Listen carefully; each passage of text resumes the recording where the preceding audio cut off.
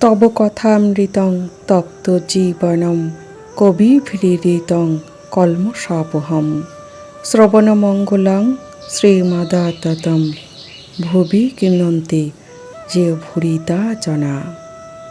আজ শ্রী শ্রী রামকৃষ্ণ কথামৃত থেকে প্রথম খণ্ড দ্বিতীয় পরিচ্ছেদ পাঠ করব। মহেন্দ্রনাথ গুপ্তের প্রথম দর্শন, 1882 ফেব্রুয়ারি মাস। গঙ্গা তীরে দক্ষিণেশ্বরে কালীবাড়ি, মা কালীর মন্দির। বসন্তকাল, ইংরাজি 1882 খ্রিস্টাব্দের ফেব্রুয়ারি মাস।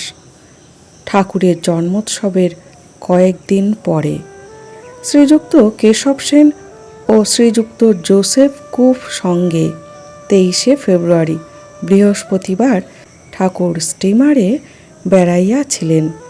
তাহারই কয়েকদিন পরে সন্ধ্যা হয় ঠাকুর শ্রীরামকৃষ্ণের ঘরে মাস্টার আসিয়া উপস্থিত। এই প্রথম দর্শন।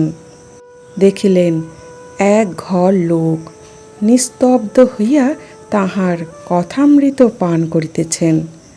ঠাকুর তক্তপোষে বসিয়া পূর্বাশ্ব হইয়া সহাস্য বদনে হরিকথা কহিতেছেন। ভক্তেরা মেঝে বসিয়া আছেন। মহেন্দ্রনাথ গুপ্ত অর্থাৎ মাস্টারমশায়ের সঙ্গে ঠাকুরের প্রথম পরিচয়, প্রথম দর্শন 1882 খ্রিস্টাব্দ। সেটি ছিল বসন্তকাল, ইংরাজি ফেব্রুয়ারি মাস। তাহলে বলছেন কেশব সেন ও শ্রীযুক্ত জোসেফ কুফ ঠাকুরকে 23শে ফেব্রুয়ারি বৃহস্পতিবারে স্টিমারে বেড়াতে নিয়ে গিয়েছিলেন। ঠিক তাহারই কয়েকদিন পরের কথা বলছেন। মাস্টারমশাই সন্ধ্যার সময় ঠাকুরের ঘরে গিয়ে উপস্থিত হন। দেখলেন ঠাকুরের ঘরে এক ঘর লোক নিস্তব্ধ হয়ে তাঁর কথামৃত পান করছেন। ঠাকুর তক্তপোষে বসে আছেন পূর্ব দিক হয়ে, সহাস্য বদনে হরিকথা বলছেন, আর ভক্তেরা মেঝেই বসে আছেন। কর্মত্যাগ কখন? মাস্টার দাঁড়াইয়া অবাক হইয়া দেখিতেছেন। তাহার বোধ হইল যেন সাক্ষাৎ সুখদেব ভগবত কথা কহিতেছেন, আর সর্বতীর্থের সমাগম হইয়াছে, অথবা যেন শ্রীচৈতন্য পুরী ক্ষেত্রে রামানন্দ স্বরূপাদি ভক্ত সঙ্গে বসিয়া আছেন ও ভগবানের নাম গুণকীর্তন করিতেছেন। ঠাকুর বলিতেছেন, যখন একবার হরি বা একবার রাম নাম করলে রোমাঞ্চ হয়, অশ্রুপাত হয়, তখন নিশ্চয় যেন যে সন্ধ্যাদি কর্ম আর করতে হবে না। তখন কর্মত্যাগের অধিকার হয়েছে, কর্ম আপনা আপনি ত্যাগ হয়ে যাচ্ছে। তখন কেবল রাম নাম কি হরি নাম কি শুদ্ধ ওঙ্কার জপলেই হলো। আবার বলিলেন, সন্ধ্যা গায়ত্রীতে লয় হয়, গায়ত্রী আবার ওঙ্কারে লয় হয়।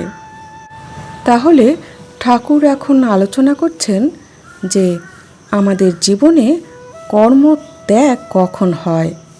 মাস্টার মহাশয় দাঁড়িয়ে অবাক হয়ে দেখছেন, আর তাহার অন্তরে বোধ হচ্ছে যেন সাক্ষাৎ সুখদেব পরীক্ষিতকে যেমন ভগবত কথা শুনিয়েছিলেন, ঠিক তেমনি যেন সাক্ষাৎ সুখদেব ভগবত কথা বলছেন, আর সেখানে সর্বতীর্থের সমাগম হয়েছে, অথবা যেন শ্রী চৈতন্য পুরী ক্ষেত্রে রামানন্দ স্বরূপাদি ভক্ত সঙ্গে বসে আছেন এবং ভগবানের নাম গুণকীর্তন করছেন।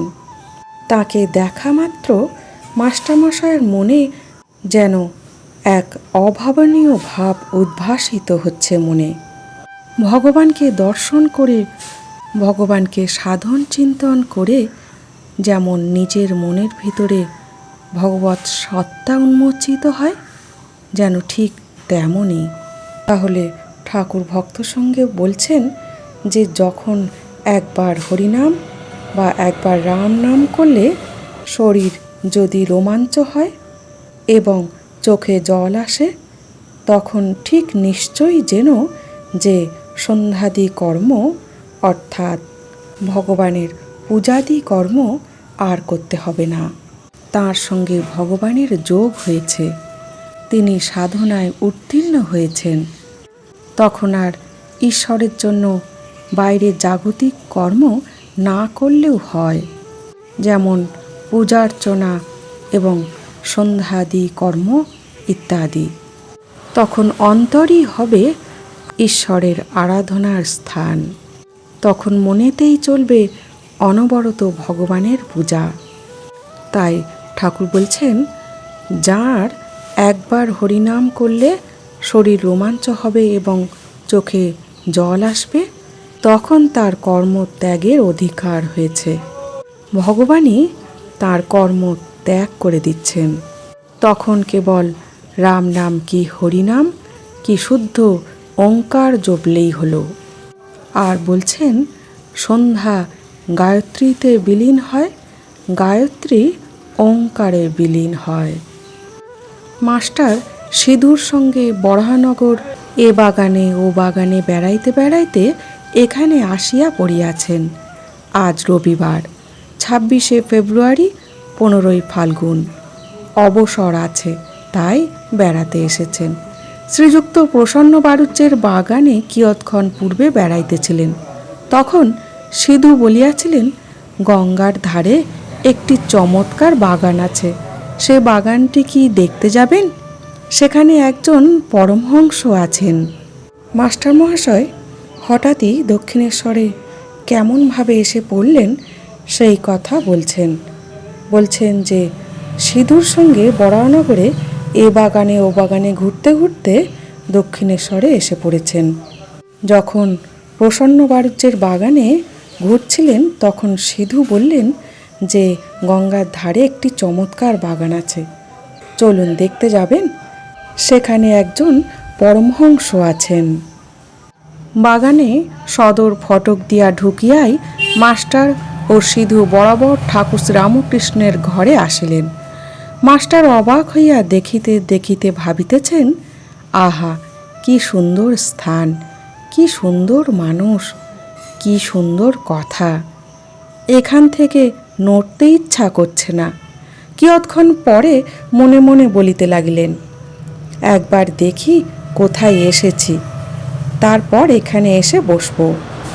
তাহলে বাগানের সদর দরজা দিয়ে ঢুকেই মাস্টারমশাই সিধুর সঙ্গে বরাবর ঠাকুরের ঘরে এসেছেন এবং ঠাকুরকে দেখে অবাক হয়ে ভাবছেন যে কি সুন্দর স্থান, কি সুন্দর মানুষ, আবার সেই মানুষটি কি সুন্দর কথা বলছেন, যেন এখান থেকে নড়তে আর ইচ্ছা করছে না।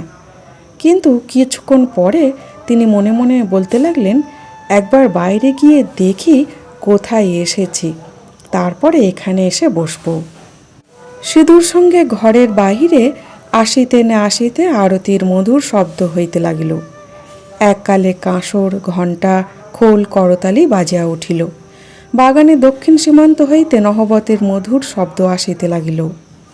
সেই শব্দ ভাগীরথী বক্ষে যেন ভ্রমণ করিতে করিতে অতি দূরে গিয়া কোথায় মিশিয়া যাইতে লাগিল। মন্দ মন্দ কুসুম গন্ধ বাহি বসন্ত আনিল। সবে জ্যোৎস্না উঠিতেছে, ঠাকুরদের আরতির যেন চতুর্দিকে আয়োজন হইতেছে। মাস্টার দ্বাদশ শিব মন্দিরে, শ্রী শ্রী রাধাকান্তের মন্দিরে ও শ্রী শ্রী ভবতারিণীর মন্দিরে আরতি দর্শন করিয়া পরম প্রীতি লাভ করিলেন। সিধু বলিলেন, এটি রাসমণির দেবালয়, এখানে নিত্য সেবা, অনেক অতিথি কাঙাল আসে। মাস্টার মহাশয় ঠাকুরের ঘর থেকে যেই সিধুর সঙ্গে বেরিয়েছেন তখনই কাঁসর ঘণ্টা বাজতে লাগলো আর ঠাকুরের আরতির মধুর শব্দ হচ্ছে। বাগানের দক্ষিণ সীমান্ত হতে সানাইয়ের মধুর শব্দ আসতে লাগলো, আর সেই শব্দ যেন ভাগীরথী বক্ষে ঘুরতে ঘুরতে অতি দূরে কোথায় গিয়ে মিশতে লাগলো। জ্যোৎস্না রাত, যেন পরিবেশটি এমনভাবে সেজে উঠেছে যেন মনে হচ্ছে সেখানে ভগবানেরই আরতির আয়োজন হচ্ছে। মাস্টার মহাশয় দাদা শিব মন্দিরে ও রাধাকান্তের মন্দিরে ও শ্রী শ্রী ভবতারিণীর মন্দিরে আরতি দর্শন করলেন। কথা কহিতে কহিতে ভবতারিণীর মন্দির হইতে বৃহৎ পাকা উঠানের মধ্য দিয়া পাদচারণ করিতে করিতে দুইজনে আবার ঠাকুর শ্রীরামকৃষ্ণের ঘরের সম্মুখে আসিয়া পড়িলেন। এবার দেখিলেন ঘরের দ্বার দেওয়া, এইমাত্র ধূনা দেওয়া হইয়াছে।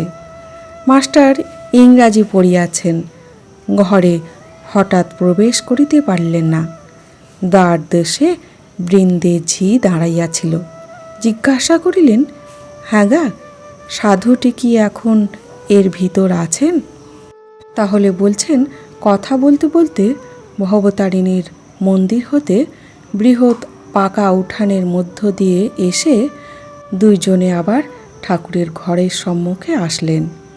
এবার এসে দেখলেন যে ঘরের দরজা দেওয়া, এইমাত্র ধুনো দিয়েছেন। মাস্টার মহাশয় ইংরাজি পড়িয়াছেন, অর্থাৎ তিনি শিক্ষিত সমাজের মানুষ, তাই তিনি একটু আধটু লোকাচার তিনি জানেন। তাই তিনি হঠাৎ ঠাকুরের ঘরে প্রবেশ করতে পারছেন না। আর দরজার সামনে বৃন্দে ঝি দাঁড়িয়েছিল। মাস্টারমশাই জিজ্ঞেস করলেন, হ্যাঁ গা, সাধুটি কি এই ঘরের ভিতর আছেন? বৃন্দে বলিল, হ্যাঁ, এই ঘরের ভিতর আছেন। মাস্টার মশাই বলিলেন, ইনি এখানে কতদিন আছেন? বৃন্দে বলিল, তা অনেক দিন আছেন। মাস্টার মশাই, আচ্ছা, ইনি কি খুব বই টই পড়েন? বৃন্দে, আর বাবা বই টই সব ওর মুখে। মাস্টার সবে পড়াশোনা করে এসেছেন। ঠাকুর শ্রীরামকৃষ্ণ বই পড়েন না শুনে আরও অবাক হলেন। মাস্টার মশাই বললেন, আচ্ছা, ইনি বুঝি এখন সন্ধ্যা করবেন? আমরা কি এ ঘরের ভিতর যেতে পারি? তুমি একবার খবর দিবে। বৃন্দে, তোমরা যাও না বাবা, গিয়ে ঘরে বসো। তাহলে মাস্টার মহাশয় ঠাকুরের সম্বন্ধে একটু একটু জানার চেষ্টা করছেন। বলছেন, ইনি কি খুব বই টই পড়েন? আসলে মাস্টারমশাই খুব বই পড়েন। তাই তিনি জিজ্ঞাসা করছেন যে ইনি তো ভক্তদের সঙ্গে এত হরি কথা বলছেন, ইনি নিশ্চয় অনেক বই পড়েছেন। যখন শুনলেন যে ঠাকুর বই পড়েননি, তখন আরও অবাক হলেন। তখন তাহারা ঘরে প্রবেশ করিয়া দেখেন ঘরে আর অন্য কেহ নাই। ঠাকুর শ্রীরামকৃষ্ণ ঘরে একাকী তক্তপোষের উপর বসিয়া আছেন। ঘরে ধূনা দেওয়া হইয়াছে ও সমস্ত দরজা বন্ধ। মাস্টার প্রবেশ করিয়া বদ্ধাঞ্জলি হইয়া প্রণাম করিলেন। ঠাকুর শ্রীরামকৃষ্ণ বসিতে অনুজ্ঞা করিলে তিনি ও সিধু মেঝেতে বসিলেন। ঠাকুর জিজ্ঞাসা করিলেন, কোথায় থাকো, কি করো, বরাহনগরে কি করতে এসেছ, ইত্যাদি। মাস্টার সমস্ত পরিচয় দিলেন, কিন্তু দেখিতে লাগিলেন যে ঠাকুর মাঝে মাঝে যেন অন্যমনস্ক হইতেছেন। পরে শুনিলেন এরই নাম ভাব। যেমন কেহ ছিপ হাতে করিয়া মাছ ধরিতে বসিয়াছে, মাছ আসিয়া টোপ খাইতে থাকিলে ফাতনা যখন নড়ে, সে ব্যক্তি যেমন শশব্যস্ত হইয়া ছিপ হাতে করিয়া ফাতনার দিকে এক দৃষ্টে এক মনে চাহিয়া থাকে, কাহারও সহিত কথা কয় না, এ ঠিক সেইরূপ ভাব। পরে শুনিলেন ও দেখিলেন ঠাকুরের সন্ধ্যার পর এইরূপ ভাবান্তর হয়। কখনো কখনো তিনি একেবারে বাহ্যশূন্য হন। তাহলে এবার সিধু আর মাস্টারমশাই ঘরে প্রবেশ করলেন। দেখলেন ঘরের মধ্যে কেউ নাই। মাস্টার বদ্ধাঞ্জলি হয়ে প্রণাম করে মেঝেতে বসিলেন। এইবার ঠাকুর জিজ্ঞাসা করিলেন, কোথায় থাকো, কি করো, বরাহনগরে কি করতে এসেছো ইত্যাদি জিজ্ঞেস করলেন মাস্টারমশাইকে। আর মাস্টার সমস্ত পরিচয় দিলেন। কিন্তু মাস্টার দেখছেন যে মাঝে মাঝে ঠাকুর যেন অন্যমনস্ক হচ্ছেন, যেমন কেউ একাগ্রতার সাথে ছিপ হাতে নিয়ে মাছ ধরতে বসে আর এক মনে সেই ফতনার দিকে মন থাকে, মনটি যেন তাতেই শশব্যস্ত। পরে তিনি শুনলেন যে এরই নাম ভাব। ঠাকুরের সন্ধ্যাকালে এমনই ভাবান্তর হয়। তিনি শুনলেন যে তিনি মাঝে মাঝে কখনো একেবারে বাহ্যশূন্যও হন। মাস্টার মহাশয় বলিলেন, আপনি এখন সন্ধ্যা করবেন, তবে আমরা এখন আসি। শ্রীরামকৃষ্ণ ভাবস্থ হয়ে বললেন, না, সন্ধ্যা তা এমন কিছু নয়। আর কিছু কথাবার্তার পর মাস্টার প্রণাম করিয়া বিদায় গ্রহণ করিলেন। ঠাকুর বলিলেন, আবার এসো। তাহলে ঠাকুরের এই যে একটু একটু ভাব সমাধি হচ্ছে দেখে মাস্টার মহাশয় বললেন যে তাহলে আপনি এখন সন্ধ্যা করবেন, তাহলে আমরা এখন আসি। আর ঠাকুর ভাবস্থ অবস্থায়, অর্ধচেতন অবস্থায় বলছেন, না, সন্ধ্যা তা এমন কিছু নয়। আসলে তিনি বলতে চাইছেন যে বসলেও বসতে পারো। তিনি ভগবানের ভাবে ভাবান্তর হচ্ছেন, তাই তিনি তেমন কিছু কথা বলতে পারলেন না। মাস্টার কিছু কথাবার্তার পর প্রণাম করে বিদায় গ্রহণ করলেন।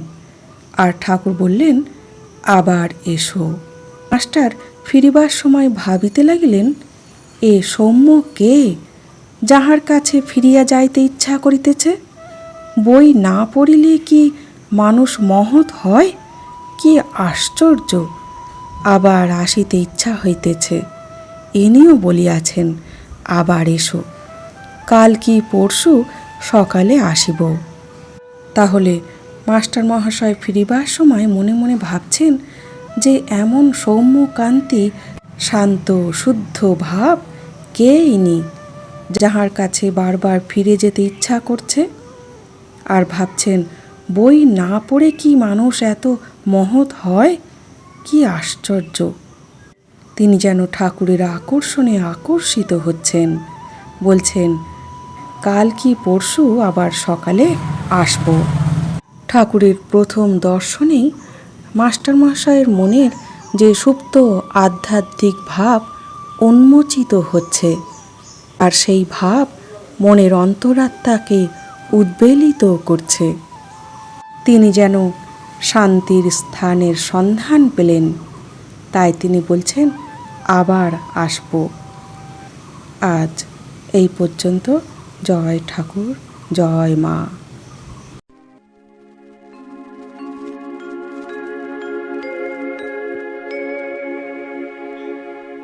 নিরঞ্জনম নিত্যমনন্তরূপম ভক্তানুকম্পা ধৃতবিগ্রহম বৈ ঈশাবতারম পরমীশমিদ্যম